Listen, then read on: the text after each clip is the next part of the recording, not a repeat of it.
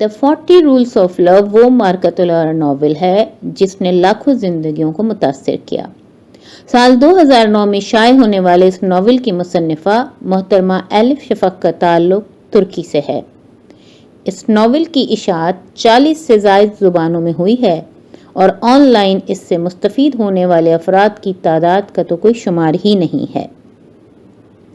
نومبر 2019 میں be B C news نے اس novel کو 100 موسٹ انفلوئنشل ناولز میں شامل کیا ہے۔ اردو سمجھنے والے سامعین کے لیے اس ناول کو اس ارادے کے ساتھ پیش کیا جا رہا ہے کہ یہ ناول ان کی زندگیوں میں مثبت تبدیلی لائے گا۔ ہم اس ناول کی صرف مرکزی کہانی پیش کر رہے ہیں۔ اس ناول میں دو دریاؤں یعنی مولانا جلال الدین رومی اور صوفی درویش شمس تبریز کے ملنے اور ایک ہو کر حب الہی کے سمندر کی طرف بہنے کی عکاسی کی گئی ہے۔ یہ آڈیو سیریز محترمہ ہما انور کے ترجمے 40 چراغ عشق کے سے ماخوذ ہے۔ آواز خالدہ مرتضی کی ہے۔ قسط نمبر 66 علاؤالدین قونیہ اپریل 1248 عیسوی۔ بتدریج سرد اور گرم ہوتے ہوئے ہر گزرتے لمحے کے ساتھ اپنا ارادہ بدلتے کہ مجھے دوسروں سے کیا برتاؤ کرنا چاہیے، شمس تبریز کی وفات کے 3 ہفتے بعد کہیں بالآخر مجھے یہ حوصلہ ہو سکا کہ جا کر اپنے والد سے بات کروں۔ وہ مجھے کتب خانے میں ملے، آتش دان کے قریب کسی مجسمے کی طرح ساکت اور تنہا بیٹھے۔ ان کے چہرے پر سے سائے سے گزر رہے تھے۔ بابا، کیا میں آپ سے بات کر سکتا ہوں؟ میں نے پوچھا، آہستگی سے، مبہم پن سے، یوں جیسے یادوں کے سمندر سے واپس ساحل کی جانب تیرتے ہوئے۔ انہوں نے مجھے دیکھا مگر بولے کچھ نہیں۔ بابا، میں جانتا ہوں کہ آپ کا خیال ہے کہ شمس کی موت میں میرا کردار ہے، لیکن میں آپ کو یقین دلانا چاہتا ہوں کہ میرے والد نے اچانک انگلی اٹھائی اور میری بات قطع کی۔ تمہارے اور میرے درمیان الفاظ خشک ہو چکے ہیں۔ مجھے تم سے کچھ نہیں سننا اور جواب میں تمہیں کچھ نہیں بتانا، انہوں نے مجھے واضح کر دیا۔ ایسا مت کہیے، مجھے وضاحت کرنے دیجیے، میں نے لرزتی آواز میں التجا کی۔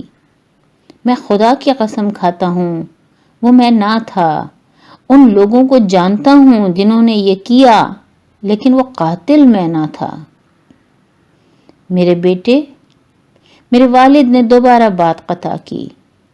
ان کا دکھ اب ختم ہو رہا تھا، اس کی جگہ ایک کپکپا دینے والا سکون لے رہا تھا، کسی ایسے شخص کا سا سکون جس نے بالآخر تکلیف دہ حقیقت کو قبول کر لیا ہو۔ تم کہتے ہو کہ وہ تم نہ تھے، لیکن تمہاری سنجاف خون آلود ہے۔ میں چونک کر اچھلا اور فوراً اپنے چوغے کے کنارے دیکھے۔ کیا یہ سچ ہو سکتا تھا؟ کیا مجھ پر اس شام کا خون اب تک لگا تھا؟ میں نے سنجاف کا جائزہ لیا اور پھر اپنے بازوؤں کا، ہاتھوں اور ہاتھ کے ناخنوں کا۔ وہ سب صاف ستھرے دکھائی دیتے تھے۔ جب میں نے دوبارہ اپنا سر اٹھایا، بابا سے میری نگاہیں ملیں، تبھی مجھے اس پھندے کی سمجھ آ سکی جو انہوں نے میرے لیے بچھایا تھا۔ بلا ارادہ اپنی سنجاف کو ٹٹول کر دیکھنے پر میں نے اپنا حال کھول دیا تھا۔ یہ سچ تھا، میں اس شام ان کے ہمراہ میخانے میں موجود تھا۔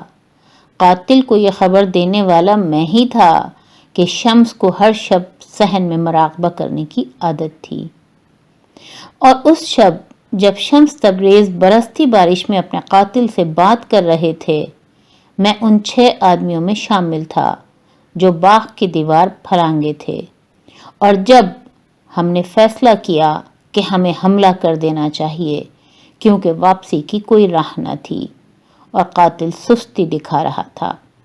صحن کا راستہ میں نے ہی انہیں دکھایا تھا، لیکن بس یہی تھا۔ میں وہیں رکا رہا تھا، میں نے لڑائی میں حصہ نہ لیا تھا۔ حملہ کرنے والا بائبرس تھا، ارشاد اور باقی سب نے اس کی مدد کی تھی، اور جب وہ گھبرا گئے تو باقی کام گیدڑ سر نے کر دیا تھا۔ بعد میں نے اس لمحے کو اپنے دماغ میں اتنی بار گزارا کہ یہ بتانا مشکل ہے کہ کون سا حصہ حقیقی ہے اور کون سا حصہ میرے تخیل کی کرشمہ سازی ہے۔ 1 یا 2 مرتبہ میرے ذہن سے یہ یاد گزری کہ شمس ہمارے ہاتھوں سے نکل کر رات کی تاریکی میں اوجھل ہو گیا تھا، اور یہ تصور اس قدر واضح تھا کہ میں نے اس کا تقریباً یقین کر لیا۔ اگرچہ وہ جا چکا ہے، ہر طرف ہر جگہ اس کے نشانات ہیں، رقص، شاعری، موسیقی اور وہ سب چیزیں جو میں نے خیال کیا تھا کہ اگر وہ ایک بار چلا جائے تو ختم ہو جائیں گی، ہماری زندگیاں مضبوطی سے قائم رہیں گی۔ لیکن میرے والد شاعر ہو چکے ہیں۔ شمس درست کہتا تھا، جب ایک مرتبان ٹوٹ جائے تو دوسرا بھی ٹوٹ جائے گا۔ میرے والد ہمیشہ ہی سے ایک محبت کرنے والے آدمی تھے۔ انہوں نے ہر مذہب کے لوگوں کو گلے لگایا۔ وہ نہ صرف مسلمانوں بلکہ عیسائیوں، یہودیوں، حتیٰ کہ کفار پر بھی مہربان تھے۔ جب سے شمس ان کی زندگی میں آیا، ان کی محبت کا دائرہ اس قدر وسیع ہو گیا کہ اس میں معاشرے کے راندہ درگاہ بھی شامل ہو گئے، طوائفیں، شرابی اور بھکاری، قابل نفرین لوگ بھی۔